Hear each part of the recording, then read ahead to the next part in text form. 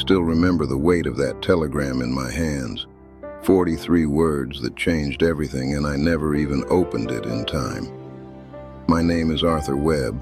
I'm 97 years old, and there's a choice I made when I was 22 that I've carried every single day since.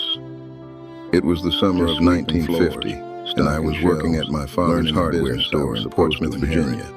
My father had built that store from nothing during the Depression, and taking it over wasn't really a question in our family. It was simply what was going to happen. I'd accepted that the way you accept the weather. But there was this girl. Her name was Caroline Marsh, and she played piano at the Baptist church on Sundays. I can still see her hands moving across those keys, the way her whole body seemed to sway with the music like she was having a conversation with something the rest of us couldn't quite hear. She had dark hair that she wore pinned up, and when she smiled at you, really smiled, it felt like you were the only person in the entire sanctuary. We'd known each other since we were children, but it wasn't until that summer that I really saw her. I started finding reasons to walk past the church during her practice hours. I'd stand outside those tall windows and just listen, and sometimes she'd catch me there and laugh, and I'd feel like the biggest fool in Virginia, but I kept coming back. One evening in late July, I finally worked up the courage to ask if I could walk her home. She said yes, and we took the long way, past the river where the fireflies were just starting to come out. We talked about everything that night. She told me she'd been accepted to a music conservatory in Boston, that she was leaving in September. She said it like it was both the most exciting and the most terrifying thing she'd ever done. I remember thinking that I'd never left Virginia, never really wanted to. And here she was about to fly off to a whole different world. I told her about the hardware store, about how I figured I'd spend my life right there in Portsmouth, probably marry a local girl, raise kids who'd play in the same yards I'd played in. As I said it out loud, I realized how small it sounded compared to her dreams, but she didn't make me feel small. She just listened in that way she had, like what I was saying actually mattered. We saw each other almost every day after that. We'd meet by the river, or I'd watch her practice, or she'd come by the store and pretend to be interested in paintbrushes and door hinges just so we could talk. My father noticed, of course. He pulled me aside one afternoon and said, "That Marsh girl's going places, Arthur. Don't go getting ideas that'll make you forget where you belong." I didn't argue with him. I never really argued with my father about anything important. August came and went too fast. Caroline and I never talked about what we were or what would happen when she left. We just existed in those summer evenings like time wasn't moving at all. I think we both knew that talking about it would make it real, would force us to make decisions we weren't ready to make. The night before she was supposed to leave, we sat by the river until well past midnight. She told me she was scared, that part of her wanted to stay where everything was familiar and safe. I could have said something then. I could have told her how I felt, could have asked her to write to me, could have promised to visit, could have done 1,000 things differently. But I was 22 and scared and convinced that I had no right to complicate her life with my ordinary dreams. So instead, I told her she was going to be amazing. I told her Boston was lucky to have her. I told her not to worry about Portsmouth, that we'd all still be here when she came back to visit.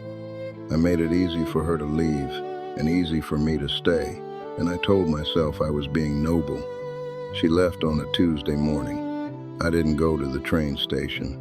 I thought it would be too hard, and I was probably right about that, but I should have gone anyway. For a while, we wrote letters. Hers were full of stories about the conservatory, about the music she was learning, about the city, and how different everything was from home. Mine were full of news about people she used to know and probably didn't think about much anymore. The letters got less frequent on both sides. That's just what happens, I told myself. People move on. 3 months later, the telegram came to the store. My father handed it to me during the lunch rush, and I stuffed it in my pocket, planning to read it later when I had a moment to breathe. But we got busy. One of our suppliers showed up with a problem that needed sorting out, and by the time I thought about it again, it was nearly closing time. When I finally opened it, I had to read it twice to understand what it was saying. Caroline had written asking if I could come to Boston. There was a Christmas concert at the conservatory, and she'd earned a solo piece, and she wanted me to be there. More than that, she said she missed me. She said she'd been thinking about those summer nights and wondering if I ever thought about them too. She said she needed to know if what we'd had was just a summer friendship or if it was something more, because she couldn't stop thinking about it, about me, and it was making it hard to focus on anything else. The telegram had been sent 3 weeks earlier. The concert was in 2 days. I stood there in that hardware store with sawdust on my boots and the smell of machine oil in the air, and I felt everything inside me pull in 2 directions at once. I could close the store, buy a train ticket, show up in Boston and tell her exactly how I felt. Or I could stay, keep my life on the track it was already on, keep being the son my father needed me to be. I thought about what would happen if I went. I'd tell her I loved her, because by then I knew that's what it was, and maybe she felt the same way. But then what? Would she give up the conservatory to come back to Portsmouth? Would I leave the store and try to build a life in Boston? Neither option seemed fair to either of us. We'd end up resenting each other, or ourselves, or both. At least that's what I told myself while I stood there not moving. My father came out from the back room and saw me holding the telegram. He didn't ask what it said, but I think he knew anyway. He just put his hand on my shoulder and said, "Sometimes the kindest thing you can do is let someone fly without weighing them down." I told myself he was right. I told myself I was being practical, being mature, being selfless. I put the telegram in my desk drawer, and I didn't go to Boston. I didn't write back either. I thought a clean break would be easier for both of us. I thought silence was kinder than trying to explain why I wasn't coming, why I couldn't take that risk. I thought I was protecting both of us from a complicated future. Caroline wrote one more time, a few weeks after Christmas. It was a short letter, and I could feel the hurt in it, even through her careful, polite words. She said she understood that I'd made my choice and that she hoped I'd be happy. She said she wouldn't write again unless I wrote first. I never wrote first. I ran that hardware store for 43 years. I married a woman named Dorothy when I was 28, and we had a good life together. 2 daughters who gave us 5 grandchildren. Dorothy passed 11 years ago, and she was a good wife, a good mother. I don't want to make it sound like my life was empty or wasted, because it wasn't.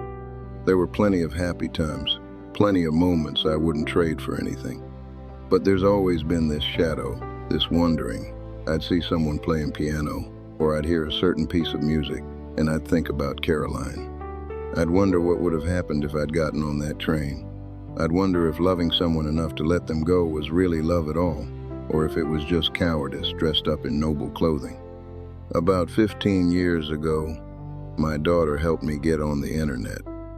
She thought it would be good for me, keep my mind sharp. I told her I just wanted to read the news, but really, I was looking for Caroline. It took me a few months, but I found an obituary from 2004. Caroline Marsh had become Caroline Chen, married to a violinist she'd met at the conservatory.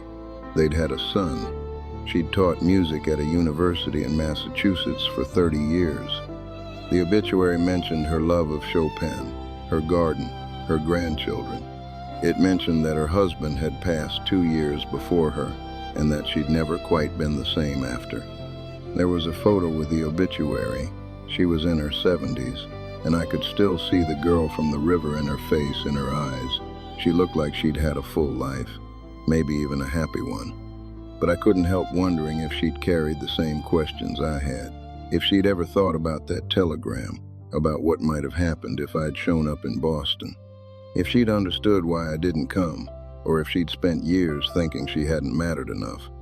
I'll never know the answer to that now, and that might be the hardest part. I made a choice based on fear, dressed it up as wisdom, and convinced myself I was doing the right thing. And maybe in some ways I was.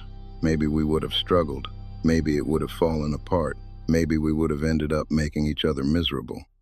But maybe we wouldn't have, Maybe we would have figured it out. Maybe the struggle would have been worth it. Maybe I gave up the most important thing that ever happened to me because I was too scared to reach for it. I'm 97 years old now, and I've lived long enough to know that most regrets fade with time. You make a bad investment, you miss an opportunity. You say the wrong thing to the wrong person, and eventually it just becomes another thing that happened. The sharp edges wear down. But this one never did. This one stayed sharp. Because it wasn't really about whether Caroline and I would have made it work. It was about the fact that I never tried. I let fear make the decision for me, and then I let pride keep me from even telling her why. I disappeared from her life without explanation, and she had to move forward not knowing if those summer nights had meant anything at all to me. If I could go back, I wouldn't necessarily change everything. I can't say I wish I'd never married Dorothy or had my daughters, because they made my life what it was. But I would change one thing. I would have written back. I would have gotten on a train to Boston, even if it was just for one weekend, and I would have looked her in the eye and told her the truth, that I loved her, that I was terrified, that I didn't know how to make it work, but that she deserved to know she hadn't imagined what we had. I would have given her that much. I would have been brave enough for one honest conversation. The thing about regret is that it's not really about the choice itself. It's about the courage you didn't have when it mattered most. It's about the words you didn't say, the risks you didn't take, the moments you let slip away because you convinced yourself that safety was the same as wisdom. You're probably younger than I am, maybe a lot younger, and you've probably got someone in your life, or a choice you're facing, or a thing you're too scared to reach for. You're probably telling yourself all the sensible reasons why it won't work, why it's not practical, why it's better to play it safe. And maybe you're right. Maybe it wouldn't work. Maybe it would be complicated and messy and hard. But let me tell you something I learned too late. 75 years is a long time to wonder. It's a long time to carry the weight of silence. It's a long time to live with the question of what might have been if you'd just been a little bit braver. You don't have to have all the answers. You don't have to know exactly how things will work out, but you do have to show up. You do have to say the words. You do have to give the people you love the gift of knowing they matter to you, even if it's terrifying, even if it might not work out the way you hope.